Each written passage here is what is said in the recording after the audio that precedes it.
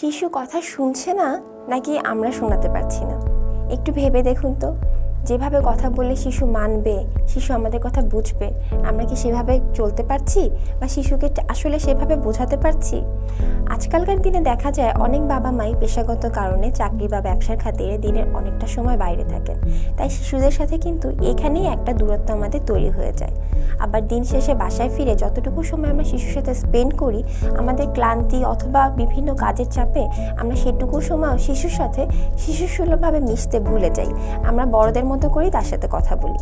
এক্ষেত্রে কিন্তু তার সাথে আমার কমিউনিকেশনের একটা দূরত্ব হয়ে যায়। সো যেখানে কমিউনিকেশন গ্যাপ থাকছে সেখানে শিশু আমার কথা বুঝবে না, এবং আমার শিশু আমার কথা না বুঝলে আমার কথা শুনবে না। এটাই কি স্বাভাবিক না? তো আমরা যদি চাই যে শিশু আমার কথা শুনুক, তাহলে আগে এটা ইনশিওর করতে হবে যে শিশু আমার কথা ঠিকমতো বুঝতে পারছে কিনা, আমি শিশুর সাথে শিশুসুলভভাবে কথা বলতে পারছি কিনা, আমার এবং তার লেভেলটা মেনটেন হচ্ছে কিনা, তার মধ্যে তার সাথে আমার ইমোশনাল বন্ডিংটা কেমন, অ্যাটাচমেন্টটা কেমন, এই দিকটা আমাদের আগে খেয়াল রাখতে হবে। শিশুর সাথে আগে শিশুসুলভভাবে মিশতে হবে, তার কথা বুঝতে হবে, তারপরে চেষ্টা করতে হবে যেন সে আমার কথাটা বোঝে। এবং শিশু যখন বুঝে যাবে যে আমি কি বলতে চাইছি, তখন সে আমার কথাটা নিজে থেকে শুনবে। তখন কিন্তু শিশুকে আর সেভাবে শাসন করার প্রয়োজনও হবে না। তার মানে কি আমরা শাসন করব না?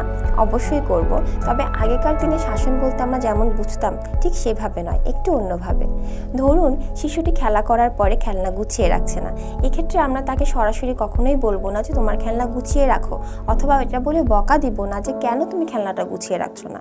আমরা শিশুকে এটা বলতে পারি যে তোমার খেলনাটা খেলা শেষে এটা গুছিয়ে রাখাও কিন্তু তোমার খেলারই একটা অংশ, কারণ তুমি যদি খেলনাটা গুছিয়ে না রাখো, পরবর্তীতে খেলার সময় তুমি এটা খুঁজেও পাবে না। এবং সেক্ষেত্রে আমরা খেলনাটা কিছু সময়ের জন্য কিন্তু লুকিয়েও রাখতে পারি। শিশুকে বলতে পারি যে যেহেতু তুমি গুছিয়ে রাখোনি, তাই তুমি খেলনাটা এখন পাচ্ছ না। এরকম যদি হয় তাহলে দেখা যাবে পরবর্তীতে খেলার পরে শিশু নিজেই তার খেলনাটা গুছিয়ে রাখছে। তো এইভাবে একটু কৌশল অবলম্বন করে শিশুর সাথে তার মতো করেই তাকে বোঝাতে হবে যে আসলে কোনটা ঠিক এবং কোনটা ভুল। শিশুকে যদি ভালো মন্দ বোধটা ছোট থেকেই আমরা তার ভিতরে গ্রো করতে পারি, তখন কিন্তু শিশুকে আর ওভাবে শাসন করার প্রয়োজন হবে না, এবং এরকম অভিযোগ করারও আমরা সুযোগ পাবো না যে শিশু কথা শুনছে না। যখনই আমরা শিশুর সাথে কোনো কথা বলবো, তাকে কাছে ডেকে আদর করে তার চোখে চোখ রেখে কথা বলবো। আমাদের বডি ল্যাঙ্গুয়েজটা হতে হবে কনভিন্সিং, যাতে শিশু আমাকে তার সাথে বন্ধুত্বপূর্ণ মনে করে এবং খোলাখুলি তার মনের কথাগুলো আমার সাথে শেয়ার করতে পারে। তার সাথে আমাদের অ্যাটাচমেন্টটা বাড়াতে হবে, তাকে আমাদের সময় দিতে হবে। যখন আমরা শিশুকে বোঝা শুরু করব, তখনই কিন্তু শিশু আমাদেরকে বোঝা শুরু করবে। দিন শেষে তখন আর এই অভিযোগটা থাকবে না যে শিশু কথা শুনছে না। ধন্যবাদ সবাই।